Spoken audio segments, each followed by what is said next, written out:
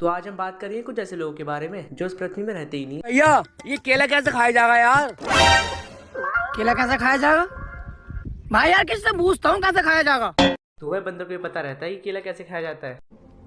कौन है ये लोग? कहाँ से आते हैं? अरे ओ भाई इधर आना। आता हूँ भाई। हाँ भाई। अरे भाई ये केला कैसे खाया जाएगा? भाई ये तो मुझे ना पता केला कैसे खाया जाएगा, किसी और से पूछता हूँ। अरे भाई इनसे पूछता हूँ। अरे भाई इधर आना जरा। हाँ भाई। अरे भाई ये केले कैसे खाए जाएंगे? भाई पहले तो एक बात बता, पहले ये खाना तू पिछवाड़े से खाता था क्या?